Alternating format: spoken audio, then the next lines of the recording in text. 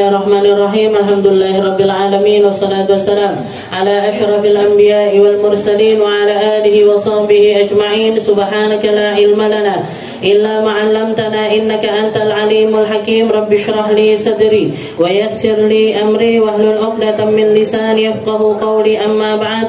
Alhamdulillah ala ni'matil Islam, alhamdulillah ala ni'matil iman wa kafa biha min ni'mah. Alhamdulillah, segala puji bagi Allah Subhanahu wa taala yang memberi kita nikmat Islam, iman, yang memberi kita berbagai macam kenikmatan sehingga yang semacam ini selalu terulang, sehingga yang semacam ini senantiasa bisa kita pegang, sehingga yang semacam ini senantiasa ada di dalam setiap hari-hari kita, di setiap minggu-minggu kita, atau bahkan di setiap bulan-bulan kita. Diberi sama Allah Ta'ala berbagai macam perkara yang indah, yang bukan cuman indah untuk dinikmati di dunia, insya Allah juga akan berbuah indah di sisi Allah Subhanahu wa Ta'ala. Mugi-mugi yang semacam ini akan menjadi peluas dari kuburan kita. Amin. Menjadi yang semacam ini mugi-mugi menjadi penerang untuk kubur-kubur kita.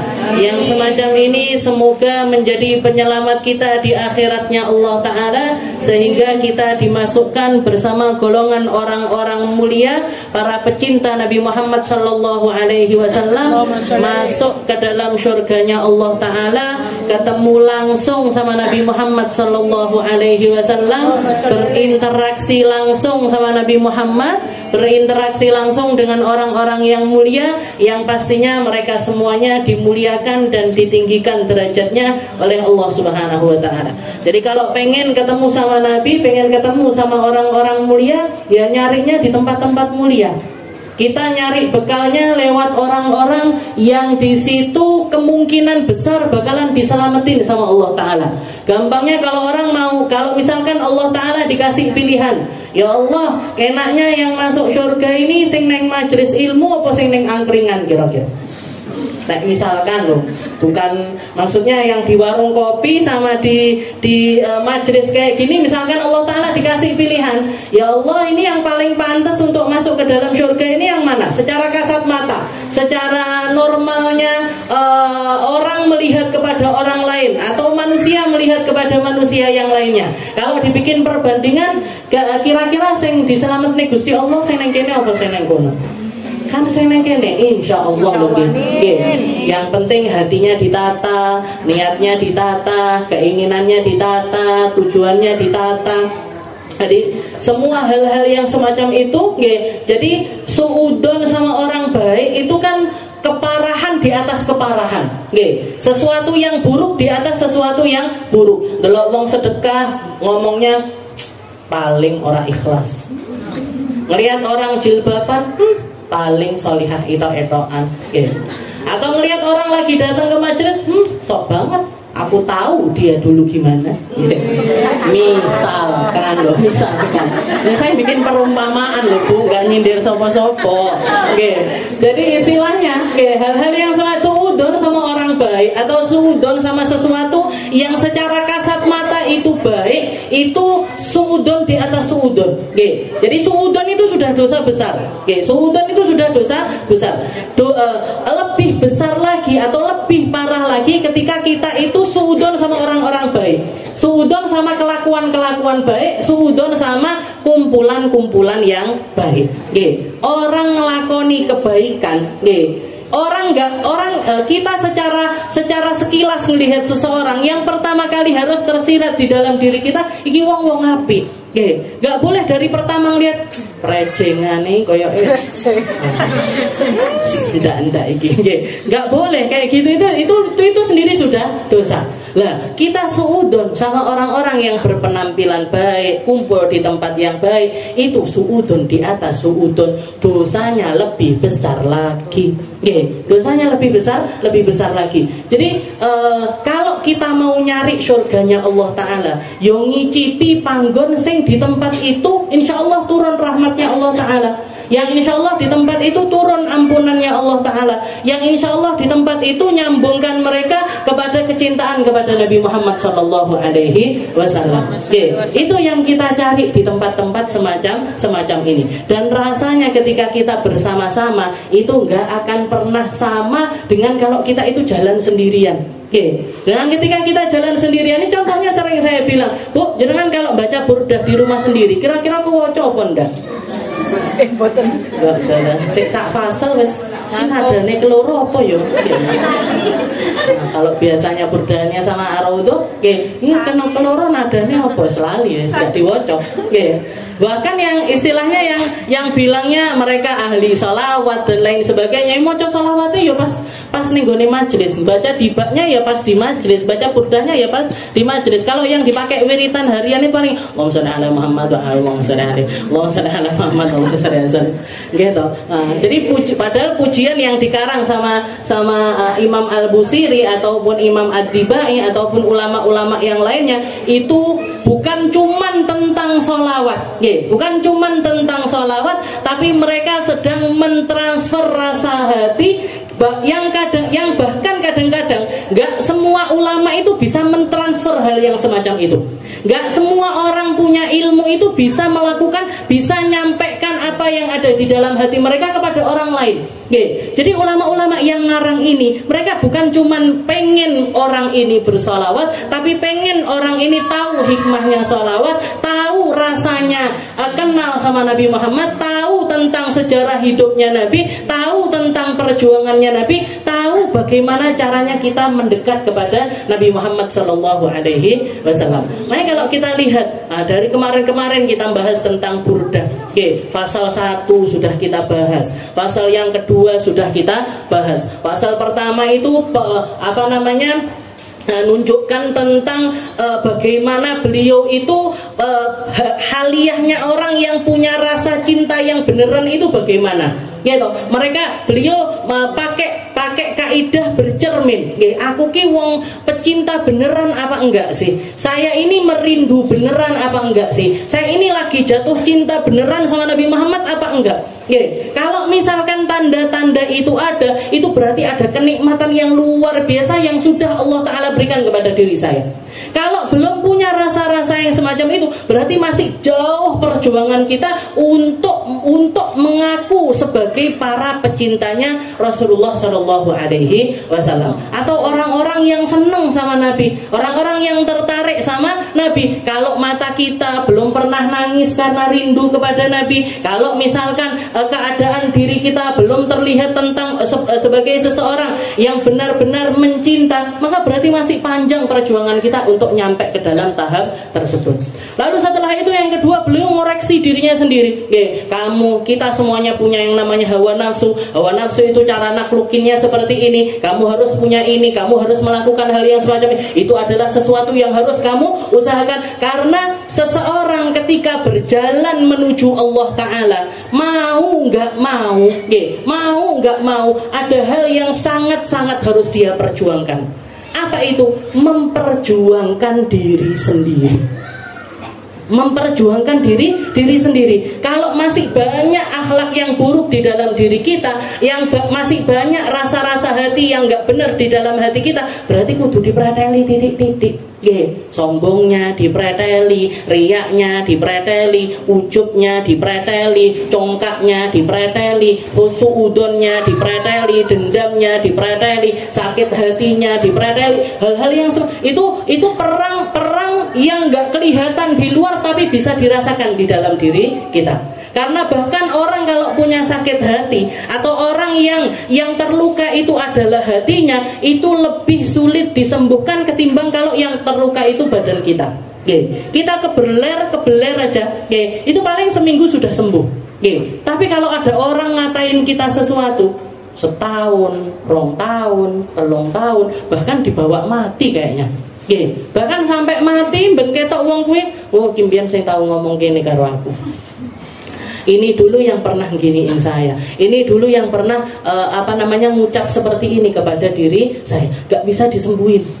Gak bisa disembuhin secara totalitas kecuali kalau kita ini memasrahkan penyembuhannya kepada Zat yang Maha Menyembuhkan. Siapa? Gusti Allah. Jadi apa yang terjadi di dalam diri kita ini harus dibenahi. Itu merupakan adabnya kita di dalam mengenali Nabi Muhammad SAW.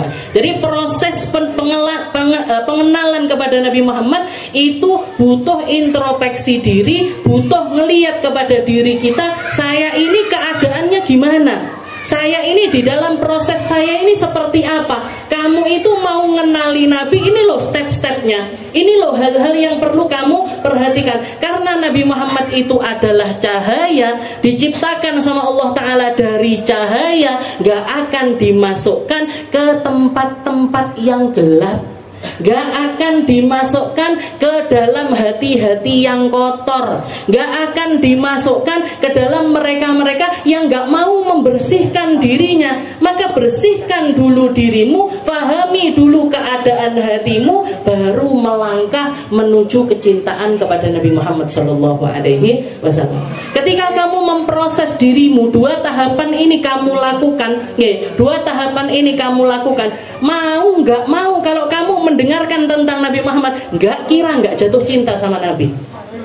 Karena Allah Ta'ala desain Nabi Muhammad itu seindah-indah makhluk, yang bahkan ribuan orang, jutaan orang tanpa ketemu mata sama Nabi, cukup dengan mendengarkan sesuatu tentang Nabi Muhammad, mereka sudah jatuh cinta duluan. Itu terjadi bukan cuma di zaman sekarang, Bu. Yang hidup sezaman sama Nabi Muhammad pun merasakan hal yang sama. Berapa sering kita dengar tentang ceritanya Uwais Al-Qarni. Uwais Al-Qarni ini tinggalnya di Yaman. Yaman sama Madinah itu perjalanan yang sangat jauh sekali. Beliau jatuh cinta luar biasa karena apa? Karena dengar tentang sifat-sifatnya Nabi. Kisah tentang dua orang anak kecil Madinah yang sudah merindukan Nabi padahal Nabi Muhammad masih di Mekah. Belum ketemu sama Rasulullah, tapi mereka sudah dengar dari orang tuanya, dengar dari bapaknya, dengar dari orang-orang, terutama dari Sayyidina Mus'ab bin Umair dan juga Sayyidina Abdullah bin Umi Maktum yang pertama kali dakwah di negeri Madinah. Utusannya Nabi untuk berangkat ke Madinah mendakwahkan agama Islam. Anak kecil-kecil, termasuk yang menceritakan itu Sayyidina Anas. Sayyidina Anas bin Malik ini katanya ketika dengar Rasulullah sudah berangkat dari Mekah, perjalanan menuju Madinah, setiap hari beliau itu keluar pergi ke perbatasan Madinah untuk nungguin Nabi Muhammad. Dari mulai pagi ditunggu sampai siang, ditunggu sampai sore, sampai tenggelam matahari, Rasulullah belum datang, pulang sedih. Besoknya berangkat lagi, nunggoni. Zaman dulu nggak ada sekolah SD, TK, nanti bocah cilik-cilik ya ngoten niku.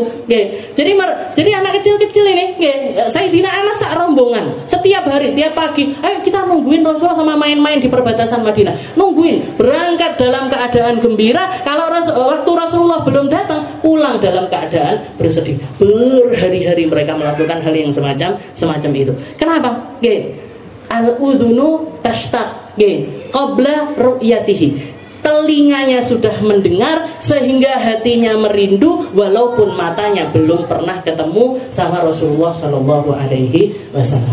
Jadi sudah cinta sama Nabi, sudah benci sama musuh-musuhnya Nabi. Sudah benci sama musuh-musuhnya Rasulullah SAW. Ada juga kisah anak kecil-kecil dua sama Abdullah bin Mas'ud. Ini yang bunuh Umayyah bin Khalaf sama Abu Jahal. Jadi Abu Jahal sama Umayyah bin Khalaf itu mati di perang Badar.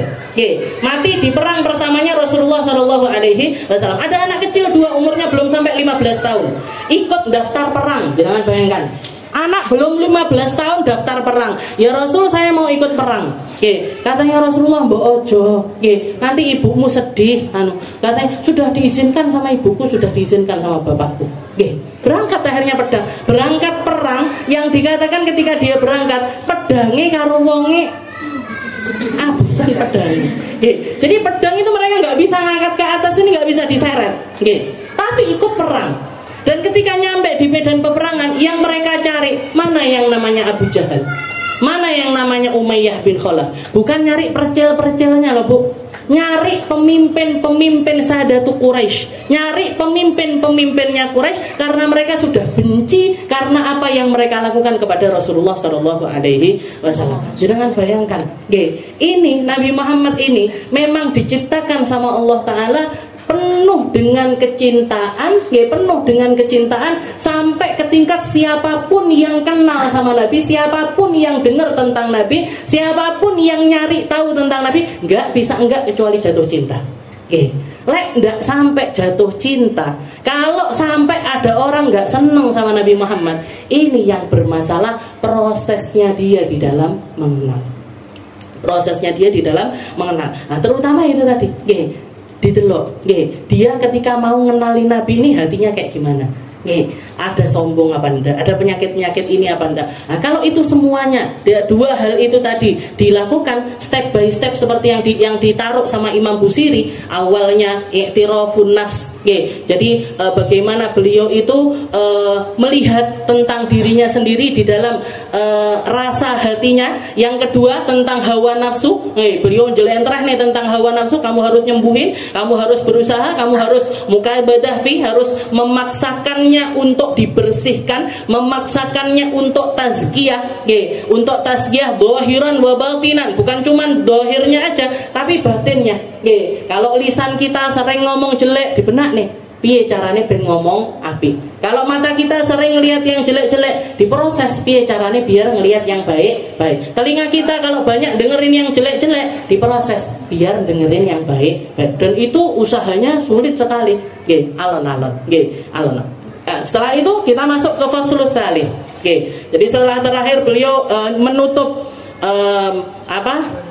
fasal yang kedua dengan i'tirafun nafsi, tentang pengakuan dirinya bahwasanya saya itu masih sering ngomong yang enggak semestinya, saya nyuruh orang baik, saya sendiri belum baik, saya nyuruh istiqomah orang, saya sendiri belum istiqomah, bahkan wala tazawwatu qablal mauti nafilah walam usalli siwa fardhi walam asumi. Saya ini orang yang kalau sholat yo mek fardhu tok, kalau puasa ya cuman sunnah aja. Beliau yang dikatakan semacam ini sesuatu yang sunnah karena memang seharusnya kalau sesuatu yang wajib wong Islam tok cuman butuh Islam aja. Orang itu cuman butuh Islam aja, nggak sampai iman sekalipun mereka akan melakukan apa yang menjadi kewajiban-kewajiban mereka. Pasti sholatnya dibenakne, pasti puasanya dibenerin, pasti dia membersihkan hartanya dengan zakat, pasti keinginan pergi pertamanya duduk neng Eropa, duduk neng Jepang, duduk neng Amerika, tapi mesti ke rumahnya Allah Subhanahu wa Ta'ala, budal kaji. Nah ini orang kalau untuk perkara-perkara yang wajib itu orang Muslim aja sudah cukup. Makanya beliau mengatakan di sini cinta sama Nabi Muhammad ini adalah proses pendekatan yang nggak cukup dengan sesuatu yang wajib, tapi harus ditambahi dengan sesuatu yang sunnah. Makanya bilang wala tazawwatu qabla, terus aku piye nasibku mau kenal sama Nabi ini, padahal aku ini orang yang cuman berbekal sesuatu yang wajib. Wala tazawwatu qabla al-mauti nafilah walam usolli siwa fardhi walam asumi. Posone yo mek wajib tok, salate yo mek wajib tok. Ini padahal kata-kata pase awake dhewe.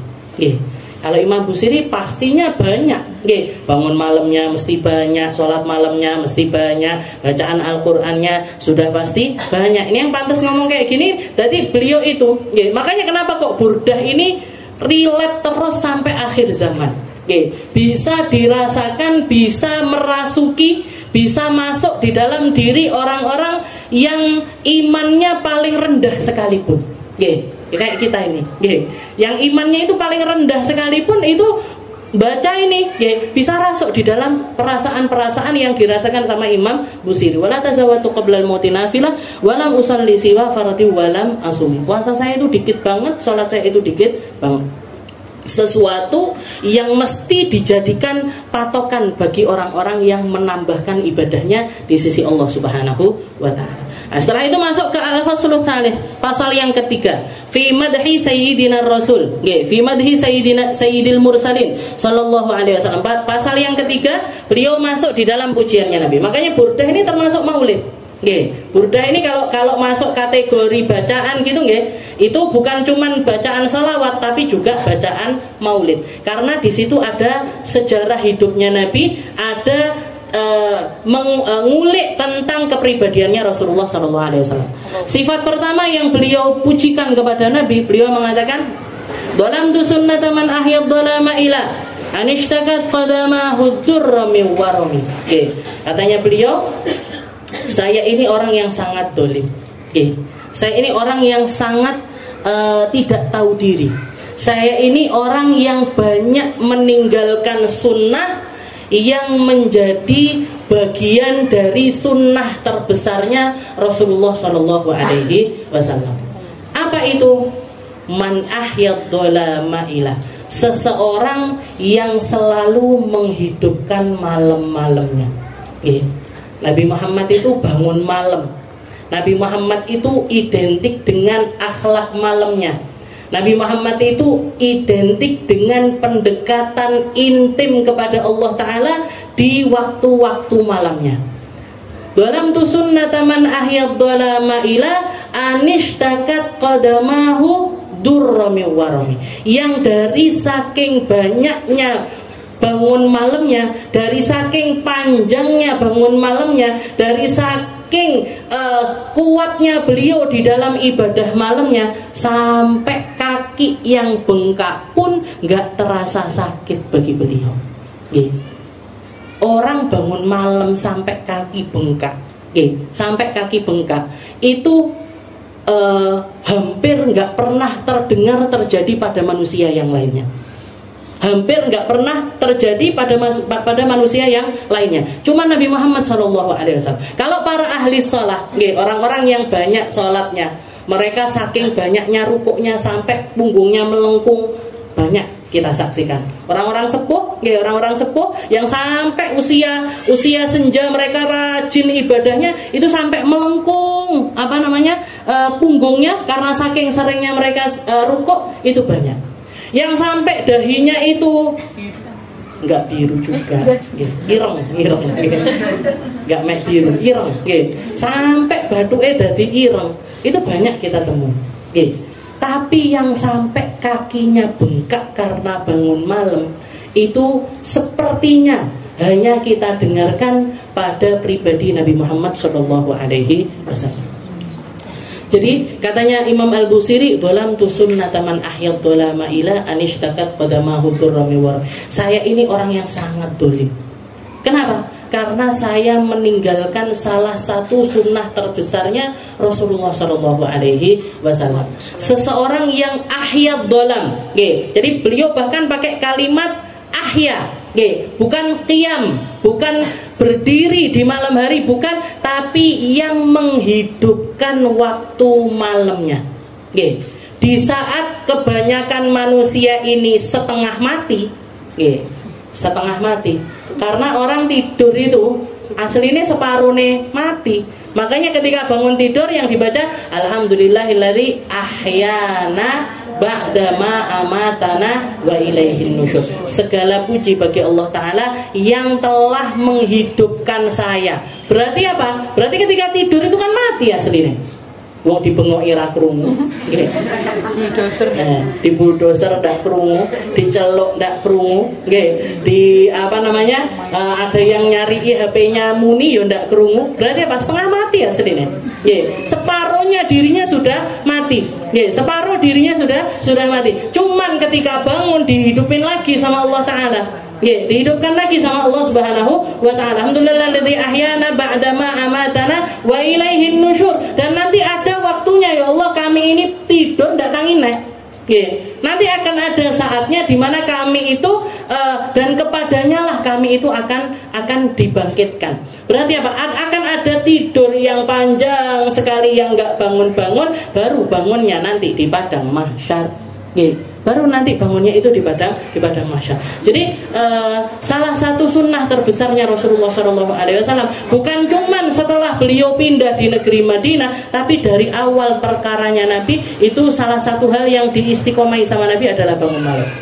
Bahkan para ulama mengatakan sholat malam itu kalau kalau untuk Nabi Muhammad SAW itu hukumnya wajib. Kalau orang sekarang, orang-orang yang hatinya itu penuh dengan hawa nafsu, orang-orang yang keinginan dirinya untuk mencontoh Nabi ini pilah-pilih, biasanya mereka bilang, apa namanya, kalau wong lanang-lanang biasanya, wong wedok biasanya tidak terlalu setuju. Poligami itu kan sunnahnya Nabi. Punya istri 2 itu kan sunnahnya Nabi. Jangan bilang tul tangi bengi lho ora tau kok dadak poligami. Jangan bilang gitu. Salat subuh jamaahan, coba tuh asar maghrib yang sunnah jelas-jelas sunnahnya Nabi ndak mau lakoni. Lah kok ndadak geletek pakai sunnah yang besar-besar seperti itu. Jadi orang-orang ini, mereka itu ngambil sunnahnya Nabi itu pilah-pilih. Pilah-pilih. Sing menurutnya mereka mau mereka lakoni dianggap sunnahnya Nabi.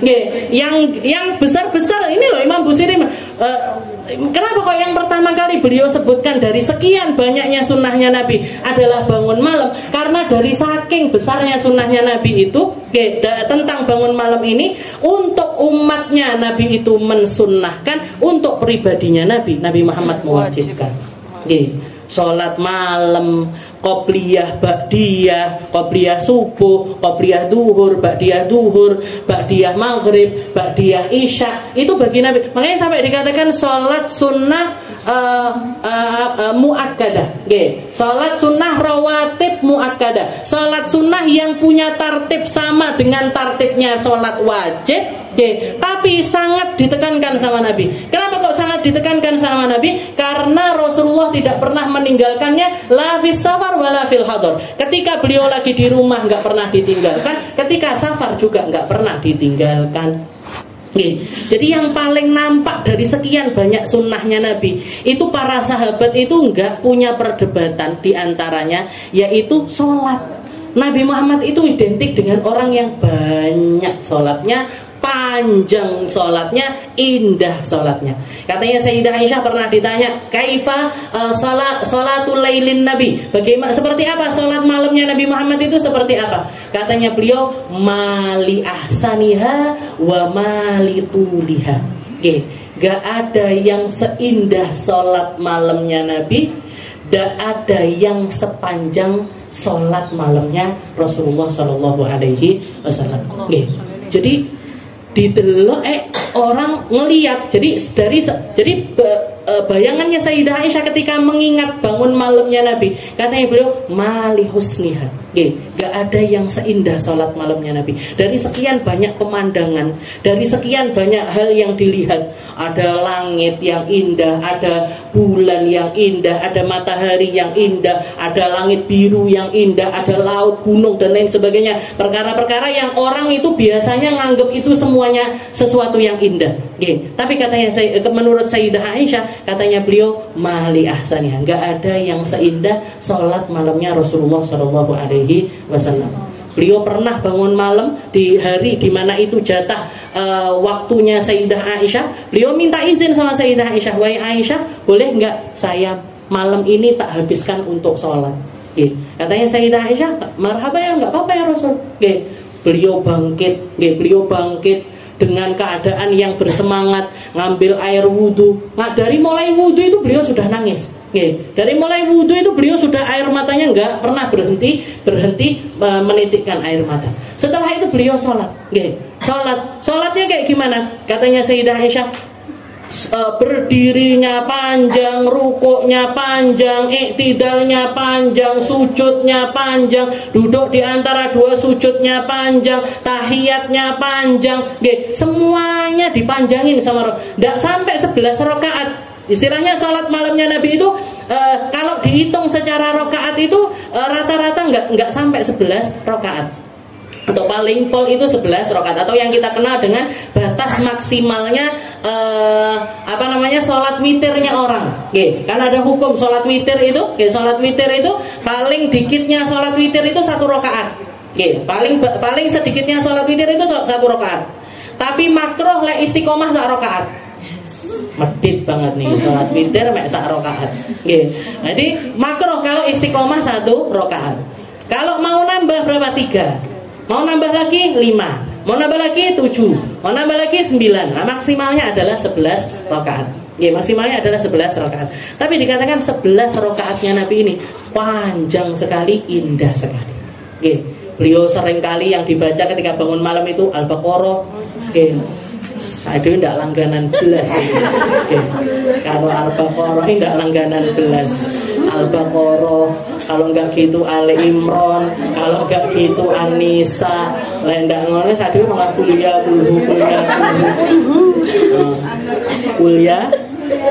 ayyuhal kafirun. Mosok kuliah ayyuhal kafirun yo ndak langganan. Temen nggih. Kuliah kulhu nggih. Paling seneng Al-Kautsar misane.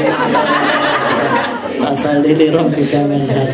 Jadi panjang sekali. Okay. Sampai katanya Abdullah bin Mas'ud, saya pernah ikut sholat malamnya Nabi hatta hamamtu bi amrisu, yang sampai bikin saya ini punya keinginan sesuatu yang buruk. Apa itu sesuatu yang buruk? Pengen mufarokoh, pengen lingguh saking keselnya. Okay. Pengen duduk saya mufarokoh dari sholatnya Nabi Muhammad. Karena apa? Karena saking panjangnya sholatnya Nabi Muhammad. Dan yang paling sering disebut-sebutkan di dalam sholatnya Nabi itu doa untuk umatnya. Okay.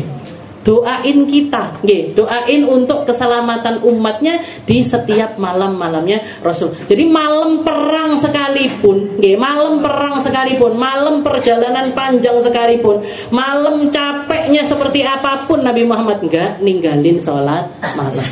Adewe kesel titik, bangkong, astagfirullahaladzim. Jadi berat juga ada ayat yang turun karena saking beratnya, istilahnya porsi sholat malamnya Nabi Muhammad ini bisa dibilang kelasnya itu kelas berat.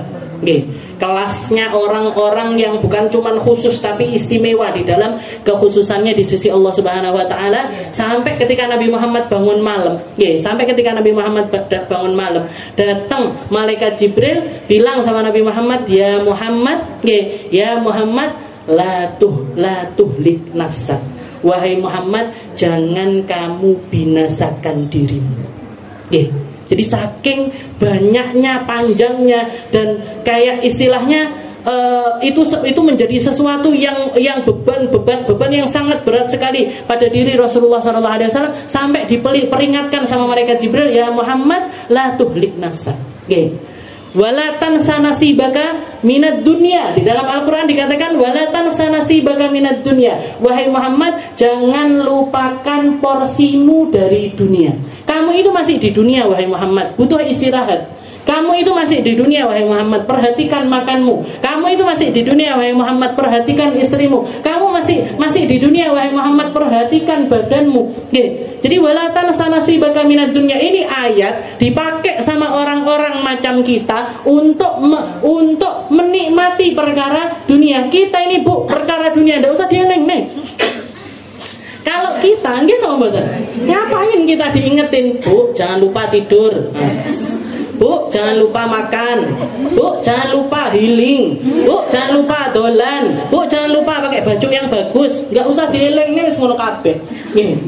Enggak usah diingetin orang dunia, orang macam kita ini, enggak usah diingetin tentang perkara dunia. Ayat ini khusus untuk Nabi Muhammad SAW dan orang-orang yang mengibadahi Allah Ta'ala secara ekstrim semacam Nabi Muhammad.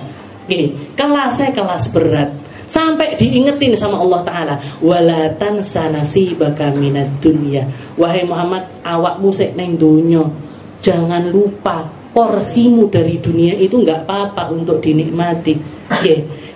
Ketika malaikat Jibril ini turun kepada Nabi Muhammad, beliau mengatakan, ya Muhammad, la tuhlik nafsak, jangan kamu binasakan dirimu. Turun ayat Al-Quran yang mengatakan, Toha ma anzalna alaikal qur'ana litashqa. Wahai Muhammad, Toha itu nama lainnya Nabi Muhammad SAW.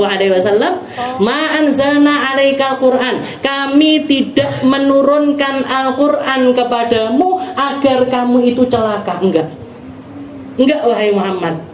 Kamu istilahnya karena beliau ini sangat terhanyut dengan Al-Quran, sangat-sangat mengibadahi Allah Ta'ala dengan luar biasa banyaknya.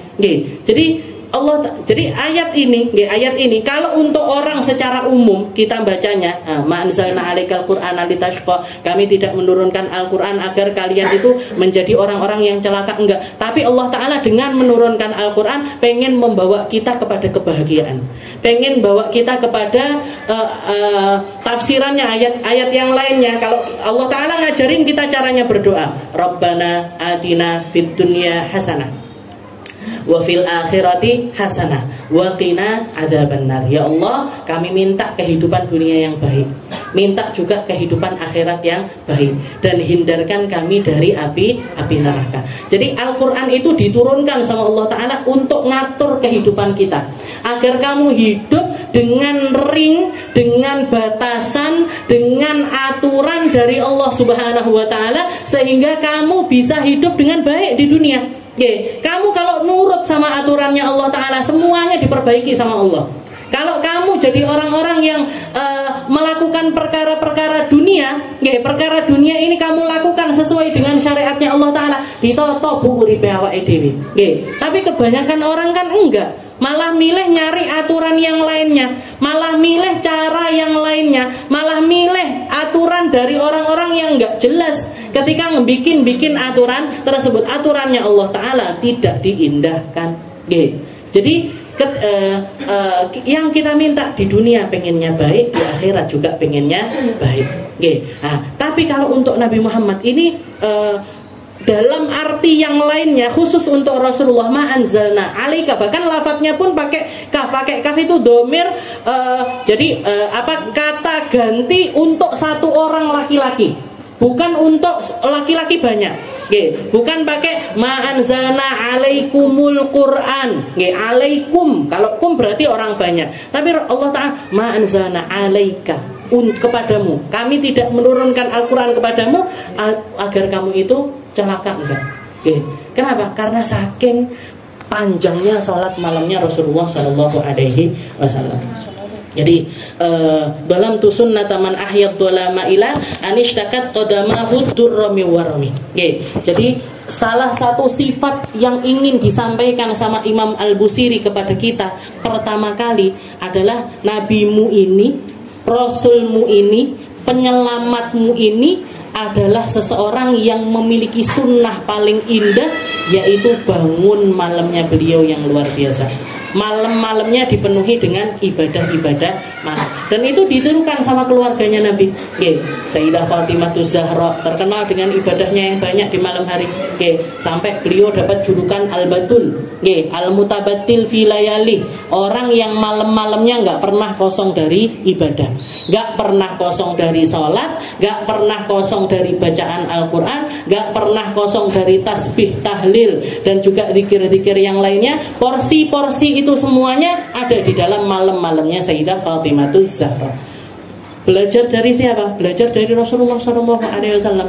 Dan itu dilakukan dari awal perkara. Istilahnya sejak Al-Quran itu turun pertama kali. Termasuk ayat-ayat awal Al-Quran kan, ya ayyuhal muzammil, ya ayyuhal muddathir, ya ayyuhal muzammil, qumil laila illa qalila. Wahai orang yang lagi berselimut, bangun kamu di malam hari. Qumil laila illa qalila. Bangunlah kamu dari waktu malam walaupun cuma sedikit. Sempatkan untuk bangun malam itu walaupun cuma sedikit.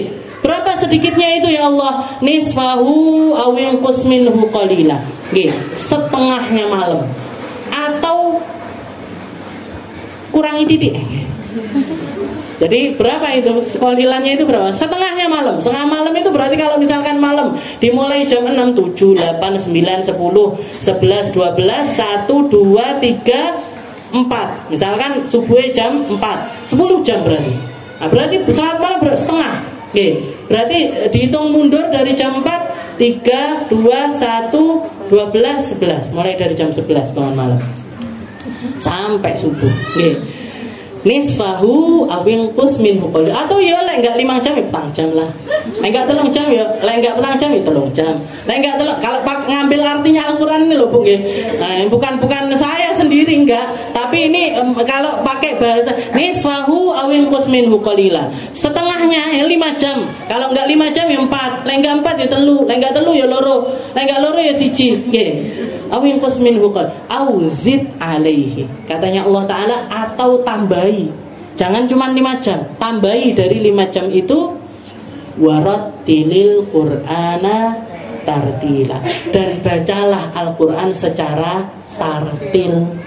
Kalau baca Al-Qur'an ojo mek cepet-cepetan, ojo mek katam-kataman. Nggih. Makanya dikatakan ini Abdullah bin Mas'ud ini dari yang beliau ceritakan. Juga saya beberapa kali menceritakan tentang beliau ketika mensifati sholat malamnya Nabi. Rasulullah berdiri baca Fatihah. Setelah baca Fatihah beliau baca iftataha fil Baqarah. Beliau baca alif lam mim dzalikal kitabul la raiba fi. Berarti baca surat Al-Baqarah. Di dalam hatinya Abdullah bin Mas'ud, oh paling 100 ayat ruku. 100 ayat 12. Wah paling 200 ruku. 200 bablas, paling 300 ruku, 300 bablas. Katanya Abdullah bin Mas'ud, oh berarti paling sak juz. Nggih, sak juz, bablas rong juz. Nggih. Paling 2 juz, di 2 juz sudah pasrah. Oh berarti paling sampai selesainya surat Al-Baqarah. Surat Al-Baqarah selesai, nggih, iftataha fi Al-Imran. Buka Al-Imran, nggih. Buka di Al-Imran. Jadi ini kita bisa merasakan ndang ruku. Walau kan dari awal gitu kan. Tapi ndang ruku. Buka ke Al-Imran. Setelah Al-Imran bablas ke An-Nisa. Dari An-Nisa bablas ke Al-Maidah. Dan katanya di akhir beliau jadi setelah menceritakan rukuknya seperti berdirinya seperti sujudnya sujud. Jadi antara berdiri sama rukuk itu waktunya mirip. Antara rukuk sama itidal waktunya mirip. Jangan bayangkan. Oke, rukuk koyok moco 5 juz 6 juz lho, kayak apa rasanya itu? Nggih. Kayaknya kalau kita wis rukuk enggak iso tangin. Lah dewi enggak cuman seperti yang dikatakan hatta hamamtu bi amrisu. Saya sampai pengen melakukan sesuatu yang buruk. Kalau kita yo wis nglakoni langsung deh proskos saya Rasul woman. Kalau kita paling kayak gitu. Nah ini saking muridnya Abdullah bin Mas'ud. Muridnya adalah Abdullah bin Mas'ud. Dan di akhir sikap beliau ketika mensifati bacaan Al-Qur'annya Nabi. Makanya ini Nabi Muhammad itu orang yang paling mempraktekkan Al-Qur'an. Ketika Allah Ta'ala mengatakan warattilil Qur'ana tartila, bacalah Al-Qur'an secara tartil. Katanya Abdullah bin Mas'ud, yaqra murattalan harfan mufassaratan. Beliau membacanya huruf per huruf secara jelas. Bahkan apa yang dimaksud dari ayat-ayat tersebut mufassaratan, bisa difahami oleh orang-orang yang mendengarkannya. Setelah itu apa? Ketika nanti ketemu surat yang tentang neraka, beliau doa dulu. Ya Allah, hindarkan saya dari neraka. Ya Allah, jangan sampai saya merasakan panasnya neraka. Ditambahi. Jadi tengah ayat ditambahi itu. Nanti ketemu tentang ayat rahmat, minta dirahmati sama Allah Ta'ala. Ketemu ayat tentang istighfar, ditambahi istighfar, astagfirullah. Ketemu ayat tentang baca la ilaha illallah, nyuruh Al-Qur'annya nyuruh berdoa, tambahi doa. Tuh banget. Itu salatnya Rasulullah sallallahu alaihi wasallam. Saya bendera putih. Jadi dan itu menjadi sesuatu yang dilakukan sama orang-orang setelahnya. Sayyidina Umar bin Khattab, salah satu hal yang beliau setelah jadi pemimpin, bahkan sebelumnya istilahnya, ketika diriwayatkan anak Umar bin Khattab ada salah satu maulahu, ada salah satu pembantunya Sayyidina Umar yang hidup atau kerja di rumahnya Sayyidina Umar. Beliau itu menceritakan anak Umar bin Khattab kana yusalli minal laili masyaallah hatta idza kana fi. Jadi katanya pembantunya ini yang menceritakan pembantunya, orang yang tinggal sama Sayyidina Umar. Katanya beliau, sesungguhnya Sayyidina Umar itu kalau sudah malam yusolli lailan, beliau itu sholat malam masya Allah. Istilahnya dowo banget, panjang sekali bangun malamnya beliau, bergantian dari sholat ke zikir, ke bacaan istighfar, bacaan Al-Quran dan lain sebagainya, pokoknya panjang sekali. Hatta idza kana akhiral lail, nanti kalau sudah hampir malam itu sudah hampir selesai, maksudnya sudah menjelang subuh, mungkin 1 jam atau setengah jam sebelum sholat subuh, yuqidu ahlahu. Beliau bangunkan anak istrinya dibangunin, anak-anaknya dibangunin, anak istrinya dibangunkan semuanya, lissalah, untuk apa? Untuk melaksanakan salat. Wa yaqul, dan beliau mengatakan as-salah as-salah. Ayo salat. Asal ada yang baca as-salatu, ada yang baca as-salata. Tapi intinya beliau mengingatkan keluarganya untuk melaksanakan salat di menjelang subuh. Setelah itu ngingetin pakai ayatnya Al-Quran. Beliau mengingatkan dengan ayat Al-Quran yang mengatakan wa'mur ahlaka bis-shalah wastabir 'alaiha la nas'aluka rizqa nahnu narzuquk wal 'aqibatu lit-taqwa. Katanya Sayyidina Umar yang diingetin ketika bangunin anak-anaknya itu, beliau mengatakan wa'mur ahlaka bis-shalah wastabir 'alaiha. Allah Ta'ala nyuruh kita untuk memerintahkan anak-anak untuk melaksanakan salat. Jadi nyuruh sholat, sabar di dalam nyuruh sholat, ngingetin sholat, dan sabar di dalam ngingetin sholat itu menjadi sesuatu syiarnya keluarganya Sayyidina Umar bin Khattab. Jadi yang beliau katakan itu, wa'mur ahlaka bis-shalah wastabir 'alaiha. Jadi istabir itu isbir wasabir. Sabar di dalam ngingetin dan terus-terusan sabar di dalam ngingetin. Jadi anak-anak itu jangan cuma diingetin makan, jangan cuma diingetin sekolah, jangan cuma diingetin belajar, jangan cuma diingetin tentang sesuatu yang semacam itu, tapi harusnya yang harus sering kita ingetin kepada anak-anak kita adalah tentang perkara sholatnya mereka. Wa'mur ahlaka bis-shalah wastabir 'alaiha. Setelah itu Allah Ta'ala mengatakan la nas'aluka rizqa nahnu narzuquk. Kami gak pernah minta rezeki dari kalian. Ini yang membedakan Tuhannya kita sama Tuhannya orang-orang yang sesat. Di zaman jahiliyah itu, atau bahkan zaman sekarang pun juga sepertinya masih terjadi seperti itu. Orang-orang yang nyembah selain Allah Ta'ala itu biasanya datang kepada Tuhannya bawa sesuatu. Orang-orang bawa sajen, mau ibadah itu, mau nyembah gunung misalkan sing digawa sajen, mau nyembah pohon sing digawa pitik apa gitu kan, ada syarat-syaratnya kan, kayak gitu-gitu. Itu dulu di zaman jahiliyah juga kayak gitu. Tuhan itu kalau Tuhannya mereka, Tuhan sing etok-etokan Tuhannya mereka itu kalau orang mau ibadah harus bawa sesuatu. Bawa korban lah, bawa hewan lah, bawa makanan, buah. Makanya Sayyidina Umar ketika setelah masuk Islam itu salah satu hal yang bikin beliau geli. Katanya cerita sama Rasul, kamu kenapa kok ketawa itu, kenapa wahai Umar? Saya itu ingat dulu ya Rasul, saya ketika perjalanan jauh, jadi lagi safar, lagi bepergian, lupa nggak bawa Tuhan. Lupa Tuhannya carry neng omah. Saya lupa nggak bawa Tuhan. Akhirnya saya bikin Tuhan saya sendiri, tak bikin dari makanan. Jadi ada bekal-bekal makanan itu ditoto, setelah itu disembah. Minta sehat, minta panjang umur, minta banyak hal lah sama Tuhannya. Pernah luwe. Habis itu lapar, dimakan Tuhannya. Tuhannya dimakan. Jadi orang zaman dulu, bahkan sampai sekarang pun yang sesembahan yang aneh-aneh itu kan kayak gitu kan, bawa sajen, bawa apa. Allah Ta'ala negesin kepada umat Islam, kalian itu punya Tuhan, gak butuh dikasih rezeki. La nas'aluka rizqa, kami tidak butuh rezeki kalian, nahnu narzuquk, kami yang ngasih kalian rezeki. Kalian kalau mau nyembah Allah Ta'ala gak usah bawa apa-apa. Sholat itu loh gak bondo apa-apa kita, Bu. Kita setiap kali sholat, gak terus Allah Ta'ala bilang kalian kalau setiap kali sholat bawa beras sekilo, apa gula sekilo, apa-apa, enggak.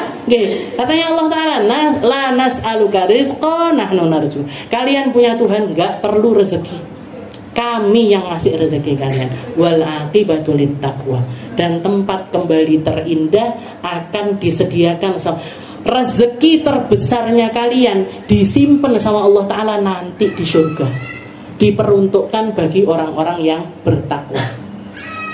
Sekarang ini kita di dunia dijamin rezekinya sama Allah Ta'ala.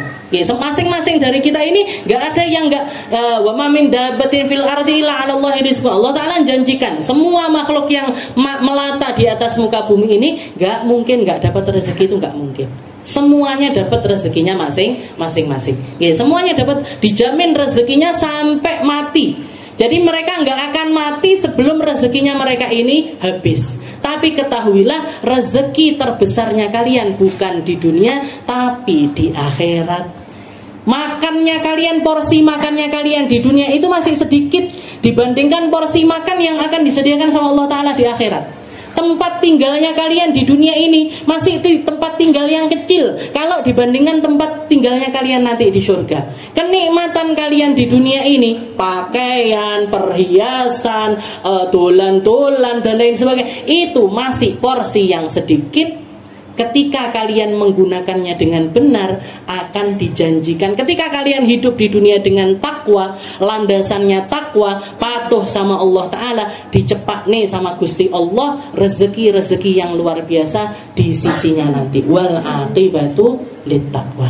Oke, la nas'aluka rizqa nahnu narzuq. Ini yang diingetin sama Sayyidina Umar kepada anak-anaknya. Oke, dan itu menjadi sesuatu yang istilahnya jadi pesan itu, pesan itu.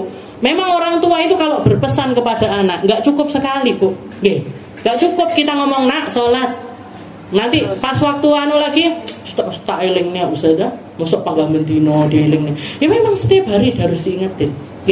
Harus diingetin setiap hari. Ketakwaan kepada Allah atau pesan apapun yang ingin kita sampaikan, ingin kita wariskan, ingin mereka kita pengen anak-anak kita ini nanti hidup menjadi seperti apa, itu nasihat gak bisa cuman sekali dua kali. Tapi harus menjadi sesuatu yang berkali-kali diingatkan. Jenengan kalau ngaji sama saya mungkin sering dengar kata abah saya. Saya kan sering ngomong abah saya pernah bilang gini, abah saya pernah bilang. Itu nasihat-nasihat itu, Bu, enggak sekali beliau ucapkan. Tapi berkali-kali diucapkan sampai mancep di otak saya. Sampai mancep di telinga saya. Sampai saya tahu alurnya. Oh, abine bercerita ngene biasanya ngene. Bercerita ngene biasanya ngene. Bercerita ngene biasanya ngene. Saking panjangnya durasi saya ngobrol sama abah saya. Jadi nggak bisa nasihati anak, nasihati keluarga, nasihati orang-orang yang pengen kita nasihati untuk nyampe itu nggak bisa. Makanya saya cerita itu diulang-ulang biar apa? Wong diulang-ulang ya ora mancep-mancep. Apalagi nggak diulang-ulang. Jadi segala sesuatu itu, apalagi tentang keluarga kita. Allah Ta'ala juga mengatakan qu anfusakum wa ahlikum naro. Kalau kamu mau menghindar dari api neraka, selamatkan dirimu, selamatkan keluargamu. Qu anfusakum wa ahlikum naro. Selamatkan dirimu dulu. Kalau kamu sudah bisa menyelamatkan dirimu, selamatkan juga keluargamu. Itu pesan dari Allah Subhanahu wa Ta'ala. Ini dipraktekkan. Jadi setiap malam, ini pembantunya yang cerita, setiap malam Sayyidina Umar kalau hampir subuh itu bangunin anak istrinya. Setelah itu beliau bilang as-salah terus ngutip ayat Al-Quran, wa'mur ahlaka bis-salah wastabir 'alaiha la nas'aluka rizqa nahnu narzuquk wal 'aqibatu littaqwa. Wallahu a'lam bis-shawab. Wa syadda min saghbin asya'ahu wa tawa tahtal hijarati kasham mutrafal adami. Insyaallah kita lanjutkan di pertemuan yang selanjutnya.